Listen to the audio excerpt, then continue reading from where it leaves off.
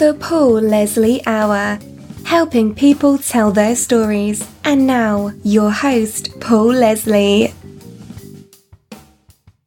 Hey, it's me.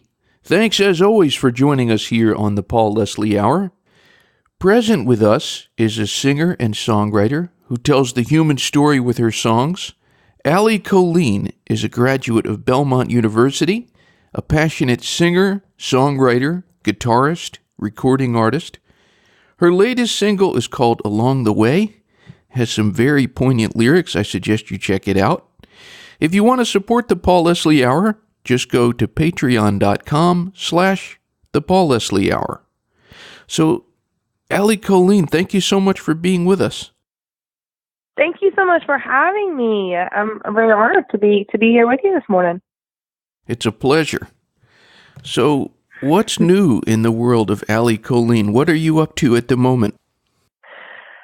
Well, at the moment, I'm just sitting here at home. My husband's playing NHL, which is an Xbox game, and I'm loving on my dogs. It's about as eventful as it gets around here on a weekend. That's actually a lie. We're almost never home. And we had some plans this weekend to be gone, and then we ended up not. So it's kind of a bear cave weekend for us. We're very excited about it. I was thinking as I was listening to some of this music, I was listening to it, and I was thinking about how many voices there are in the world, and how when an artist makes a decision to release music, it's like, here I am, world, you know? Exactly. And I was curious to know, what's it like for you to release your music and just put it out there for the whole world to hear? The release process has been a lot tougher than I imagined it would be. You know, I as you said, I went to Belmont University, and I had to deal with my parents that I would get my degree and all those kind of things before I really pursued this. So we had a lot of time to write songs and to pick what would be our first single and what we would come out to the world with, like you're saying. And for us, it was all about the message. And it was all about what's the first thing that this audience is going to know about Allie Colleen as a singer sings on her own. And so that's why we chose Work in Progress as our first release. This great little song called Work in Progress. So it just tells you, that I am still absolutely figuring everything out, all those things. I think with the industry and growing up at Belmont and all of those things, a lot of people tend to think that and assume that I know a lot more than I do. And that is just not the case. It's every day for me is figuring it out, because this just kind of seems to be one of those industries that you just can't teach yourself enough about. Things seem to change like that. As soon as you get familiar with one thing, it changes to another and all those things. So for us, it was all about the message. And the vocal, was just kind of there and those kind of things. So it was really, really interesting. And we just continue to really figure it out as we go. But it's also been just an amazing process and very relieving and very exciting. And the response has been really, really great for us. When I was listening to that song, Work in Progress, I was thinking about what a universal topic that is, because, every one of us, we are all a work in progress. Absolutely. When we chose it, I was like, this is my, you always get insecure about your stuff. You're always so confident about it, and then it's ready, and you're like, well, wait, is this really the one that we should put out, or is this good enough? All those things. And I was thinking, man, this is just something that everyone's going to hear and be like, oh, that's cool. She's working on herself, and kind of move on from it. But we have had 6-year-olds and 12-year-olds and 52-year-olds and 87-year-olds and 26-year-olds and all of those, just all people from all kinds of walks of life and all these things respond to the song and be like, this is my song. This is exactly where I'm at. I've been here before, and I'm going to be here again. And this is so cool. And that was such a cool response for me to hear when I thought that I was just releasing a song about myself. And like you're saying, the response was so great and so open, and that was really cool to see. Being that it's such a universal topic, it still manages to seem very personal. And I'm curious to know, when you're writing a song, how much are you thinking about the people who are going to hear it, the listeners? Songwriting is always different, I'm sure that's an answer that you guys get a lot. That's actually not very helpful. But with Work in Progress, that was one of the few ones that we never once really thought about the outside world on it. That was one of the ones that we really just kind of wrote for me, and really wrote about my just how I see life and all those things. And Work in Progress was an interesting write for me. It's one of the songs that I probably have the least amount of lines in myself, which is very different for me. I tend to be a very, I don't want to say aggressive writer, but that's really the only word I can think of. But my co-writer, Marcus Holman, really dove into that song and kind of brought a lot of it to the table. And so that was really interesting too, having it be such a personal song to me and me having wrote almost none of it. I think I wrote the chorus and a couple of those end lines, but most of that was stuff that Marcus had brought in, thinking about my lifestyle and how I grew up and all those things and those kind of things. So Work in Progress is a really interesting write for me. But there are some times when we write songs and it's all about, okay, well, what does the listener need today and what are they going through and how are they going to hear this and what are their thoughts going to be on this line? Is it going to keep them where we want them, or is it going to kind of pull them away and confuse them a little? Each song is different, but the listener is very important. I'm hoping you can go into Marcus Holman a little bit. A lot of the listeners out there, no doubt, they know so many of his songs. Tell us a little bit about what he's like to write with. Marcus is amazing. Marcus is very, very smart, and in any conversation, whether you're writing with him or talking to him or whatever, you can always see those gears turning in there, And this was actually Marcus and I's second write. We had one write prior to this. We wrote with a friend of ours, Miss Jennifer Wayne, and she had introduced us, and he was so sweet, and we had never met before, and he spent a lot of the write just kind of talking to me and asking me questions about my career and what I was doing and all those things. And then when we came to the second write, which is when we wrote Work in Progress, me, Marcus, and Greg Beck all sat down, and Marcus, did his modest thing that he always does. And he goes, well, do you have anything that is really important to you? And, I threw out a couple ideas and some things like that. And he was so sweet. And he goes, yeah, that's nice. I also brought in this, and just pulls out this paper that is fully complete and has all of the lyrics on it. And he goes, this was just something I was thinking about after all of our conversations and looking at you and you're in such a special place in your career because you really haven't put stuff out yet. And the talent's there, and he was so sweet to say that the talent is better than expected, which is a huge compliment from Marcus. And so, we just kind of sat down and he read off Work in Progress to me, and it was so cool and it was so interesting. And he goes, now this needs a chorus. What would you like to say to them? How do you wrap all this up with a bow? What's your chorus going to be? And that's when we had just talked about, I think it all comes down to that I really am the best that I've ever been. But I pray to God that I am not the best that I'll ever be. I don't know what happens after perfection and all that stuff, but it doesn't seem to be very exciting. And so Marcus really wanted to chase that rabbit with me, and he was so kind and so sweet, and he's a really great teacher. He'll be like, that's a really great line, Allie, good job. He goes, but we can beat that. Let's keep going. Let's push through this. And he's a very meticulous writer and very talented. And once you sat with him in a writing session, it's very clear how all those other songs that we all know and love so well kind of came to be. We know that Marcus had a hand on those. So he was really a dream to work with. What you were just saying, being able to take advice from someone else, listening to someone else, the input, and then also hearing what someone else says. How important do you think it is when you're an artist to kind of put ego aside and be present with another person? I think it's crucial. At the same time, I think it's a thin line, one that you need to tread kind of cautiously. I mean, egos are never good. That should always be something that you can place yourself away from. Otherwise, you're just going to have a tough time. I feel like you're always going to be trying to hammer in a nail that, with a screwdriver. It's just not really going to work the way that you think it's going to. But as far as taking advice from other people, especially when you are as young as I am and as ignorant as I am and all those things, it's so important to be able to pull yourself back and listen to those around you, especially when they have so much success and experience and all those things, as someone like Marcus or any of these other people who have been in the industry for so long that can really, really help a young artist like me. With that said, this industry changes so quickly, as I mentioned earlier, and the streaming and all that stuff is so different as it is now. So I think it's really important to just continue to educate yourself constantly and to try and figure out, okay, so where do I fit in this? How do I feel about it? And then you go and you ask 30 other people what they think.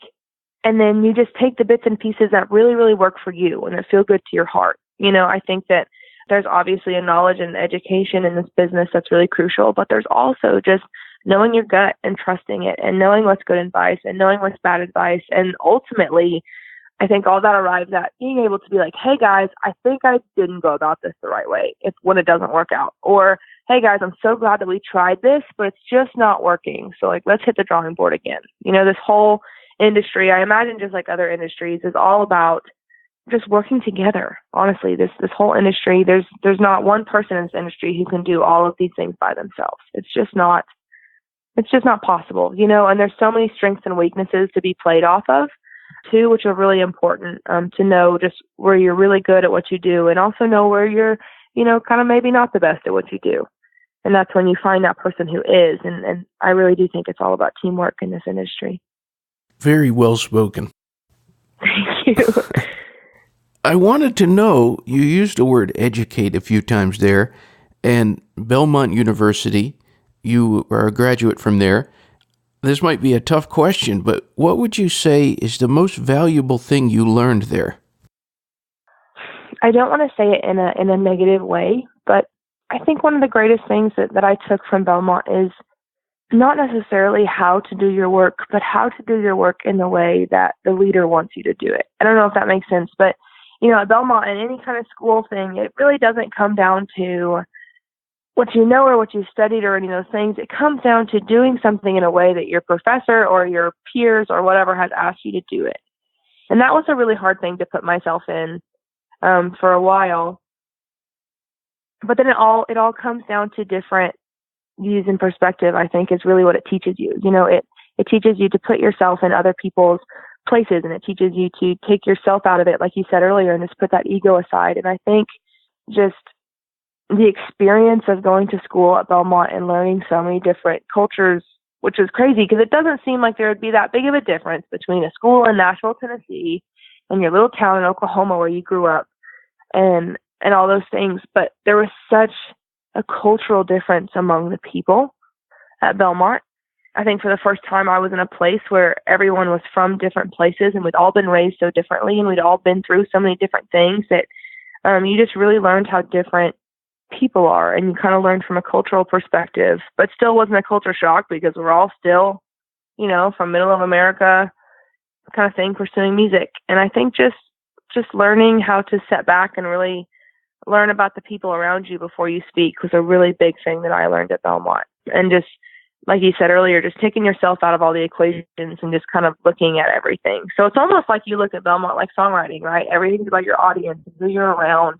And that helped me a lot, industry speaking, just to learn the people around you and to care about them enough to understand what you're going into and those kind of things. I don't know if any of that really made sense, but I learned a lot about people and I learned a lot about myself at Belmont. And I'm sure I learned something education-wise too, as far as the classes I took, but that doesn't resonate with me quite as much. I'm curious to know, you have a very distinct voice, kind of similar to a lot of the folk musicians, which I really enjoy. Who would you say are your biggest influences as a singer? I have a really interesting vocal to me. I'm sure we all say that, but my influences as a kid were so different. I grew up in a split household, and I saw my parents the exact same amount. So we switched every single day. So every single day, it was almost like I had different music influences going on. So my mama, for reasons maybe that you can understand, did not listen to country music, right? Listen to absolutely everything but country music. So she brought in all the 2000s pop artists. She loved them. She loved Sierra and Nelly and 50 Cent and all of those people who were just really going in the R&B pop world and all those things. And Mariah Carey was a big one for me that she had kind of brought into my life. And then my dad, on the other hand, did not listen to radio in the car. And if we played music at home, it was probably going to be Randy Travis or James Taylor or Annie Lennox or a lot of just those old kind of classic stuff. So there wasn't, aside from James Taylor and Randy Travis, there was not a lot of country going on in my household growing up. And so I really learned all those different things. Michael Jackson had a huge impression on me as a kid. I think I sat in my closet and listened to Christina Aguilera for like hours and hours and just tried to learn how she did those vocal runs and things like that. So it's so interesting to say that probably none of my influences were country, and they definitely weren't very folky either. So I'm not really sure where my vocal came from, but if I had to pin it down to one artist, I had really bad dreams as a kid, and my mom brought me the CD to listen to at night when I couldn't sleep and all those things, and it was Jody Messina. And I think that she is just the greatest thing on the planet, and the way that she tells her stories and the way that it's almost like she just speaks to you, you know. She kind of has one of those vocals where it's very narrative, but at the same time it's powerful and it's beautiful. And so I had her and Jamie O'Neill and the George Strait Run album were my three that I listened to when I had bad dreams as a kid. And I think that they actually had a much bigger influence on me than I realized. It's an interesting combination of influences. When you look at the songwriters that you would say you have the most respect for, who would they be? You know, this is a question that I don't feel like I'm very educated on. I was one of those kids that even though I grew up in a music household and everyone thinks that I understand all these things about music, it took me a really long time to understand that artists didn't write their stuff. Coming from, you know, the one person in my life who was most active in music wrote his own stuff. So it took me a long time to understand that a lot of my favorite songs were not written by the Dixie Chicks, and were not written by Miss Jody, and were not written by all those things, right? So I'm not sure, but now, looking at it now and knowing what I know now, really the writers that I look up to the most are my friends that I know and that I've lived this life with and all those things. And I think that one of them, for instance, I don't know if anyone would really be familiar with her yet, but I hope one day that they are. Her name's Kelly Johnson, and she's amazing. And she has such an empathetic way of writing where she can put herself in what seems to be anyone's situation and not only write about it, but also really care about it. And I think that's so cool. I think that's one of the coolest traits of songwriters is when you can write about something that you've never lived, you've never experienced it, you've never even touched it. And not only can you write about it, but you can really, really care about it and you can be moved. And I think that's so important. But right now, one of the writers that I am just in awe of consistently is Ashley McBride. I think she's amazing. And the way that she chooses to say things and the way that she chooses to look at them is magical. I mean, to grow up right now and try and do this and pursue this and have a song like A Girl Going Nowhere, that's like all the nutrients you need for life. I mean, you can live off that song for years, you know, if you needed to. And she's so cool and she's so special. And she's a huge one for obvious reasons. Garth Brooks, the greatest songwriter to me on the planet. One that comes from just, I've never seen someone work so hard to write a song. He only works off of perfect rhymes, which is really difficult as far as you have a whole story and you have all the vocabulary of the world and you're going to limit yourself only to things that rhyme perfectly and 100%. And that's just diligence right there. And that's an amazing thing to look at as well. So I'm just now kind of in that place in my life where I'm going back and I'm looking at the people that wrote all the stuff that I love. And really just now kind of getting really an appreciation for them, especially with the industry being different and things like that. But songwriters are just the coolest things on the planet. I have to agree with you there. I've often said on my show that the songwriter is the star. Absolutely. Absolutely. I agree with that 100%. I wish the industry saw them that way. I wish there was a little more importance, I guess is maybe the word I'm looking for songwriters right now. It seems to not be that way, but I hope it comes back around. Why do you think that is? I mean, we wouldn't have songs without songwriters, so why would songwriters get the short end of the stick? You know, unfortunately, I think it all just is a business, you know, and I think that right now, the market and what everyone is seeming to be wanting as far as what radio is getting behind and what they are promoting and all those things, there's just really no substance. You know, every song to me kind of seems to be about the same thing, and that's not putting any shade or anything like that on any of the writers right now who are on, you know, the top 40 or the top 100, because they're smart. They're doing exactly what the market wants, you know, which is also a really impressive thing about songwriters is they can write anything in the world, but they're going to look out there at that market and they're going to look at it and they're going to give you exactly what's already out there. And I think it really all comes down, Paul, to just this business strategy.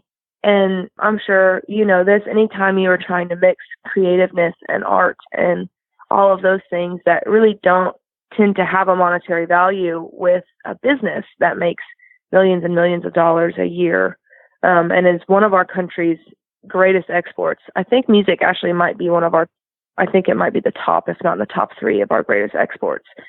And when you think about it that way, it's just a business, and in business, it almost seems like the person responsible for creating it is almost never appreciated the way that they should be. And I think that that's just a business thing. And I'm hoping that one day it comes around, but I don't know if it will. But that's when songwriters are resilient and they write anyway. I don't think we would change what we were doing if we made a penny or if we made $1,000.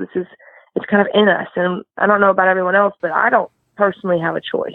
I have to write songs. I feel like I have a duty to write songs and a purpose to write songs. And I hope that that's how a lot of songwriters feel, because I do not want them to stop. Amen.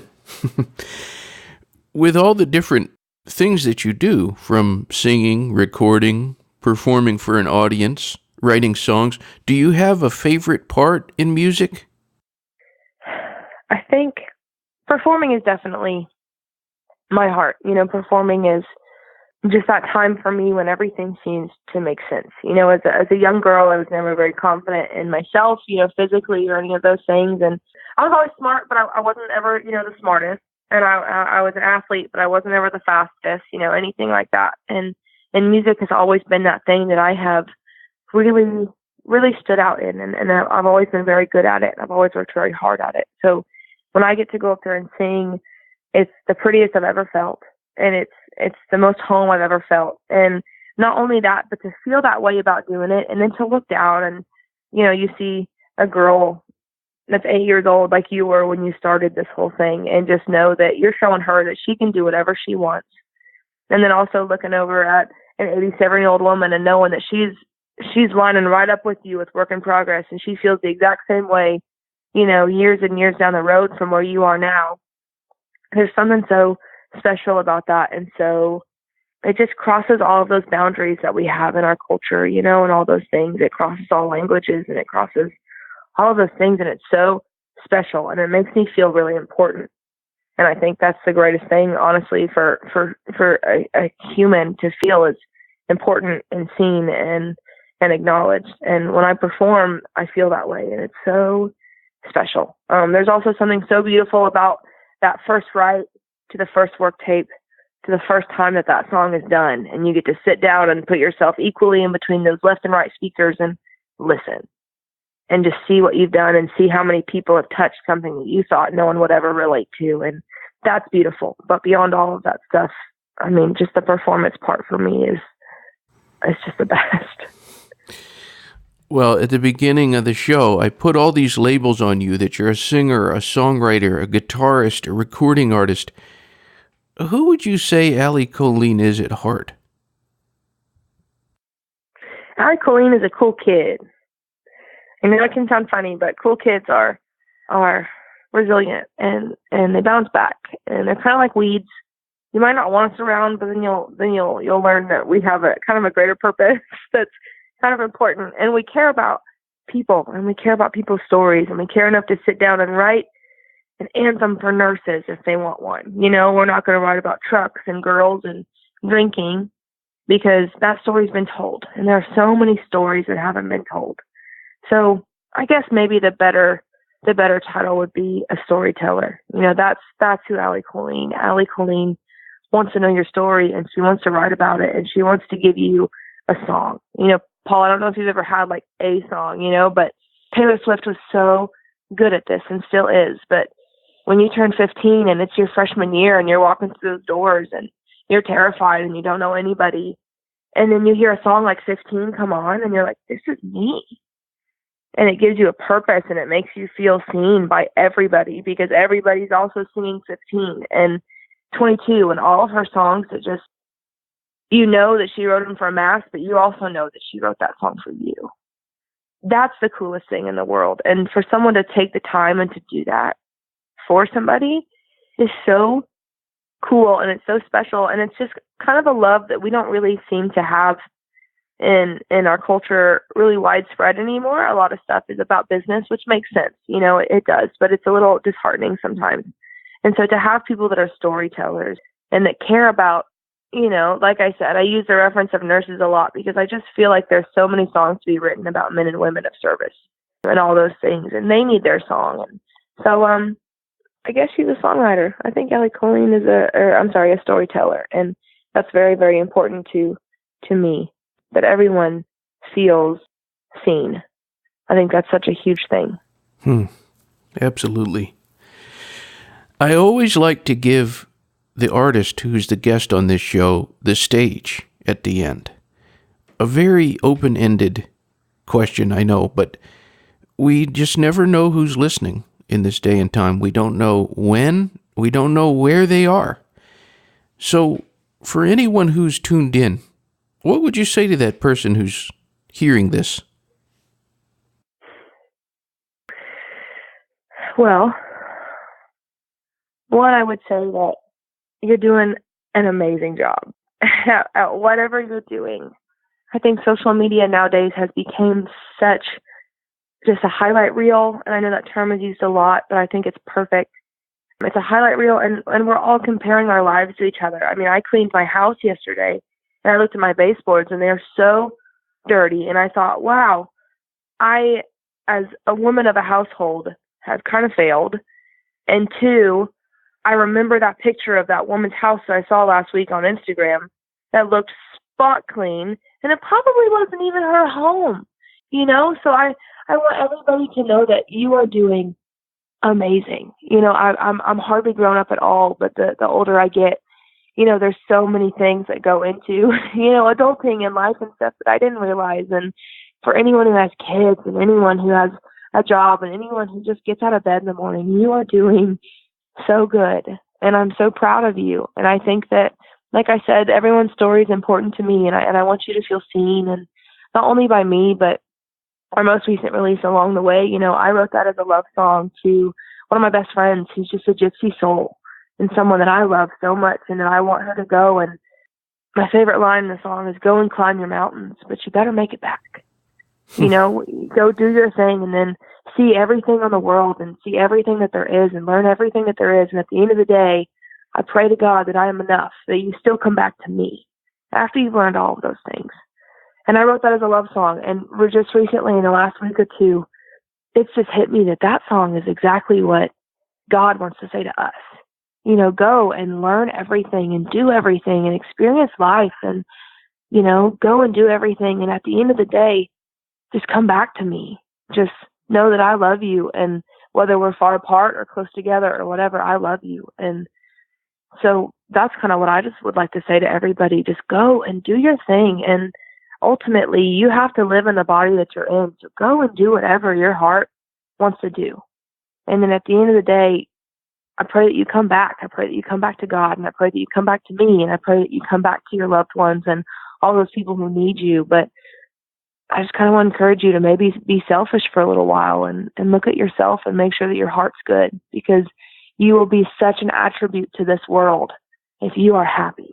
I think that we have forgotten our own happiness, and we have forgotten what that feels like. So, in a long-winded answer, I just want to say I love you, and I'm proud of you, and I see you, and there's a lot of hatred and all those things going on in our world today, and there's a lot of anger, and I know personally I feel angry a lot.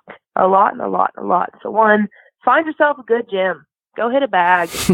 Find yourself a Bible and a meadow and no outside influence, and just see what he has to tell you, not what everyone else has to tell you that he's saying, and just find yourself, find God, find love, find good food, all that stuff.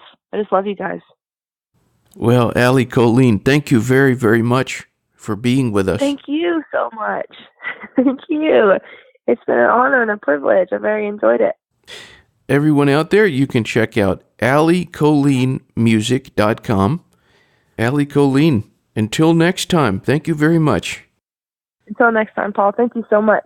A bop bop deedly bop bop ba doo bop zee bop a doodly not bop shiki cha cha kuka baz and luke baz and neck poke get a go dum bop doodly zan but on with that party yeah a zika baka puka long gone doodle boo goodbye.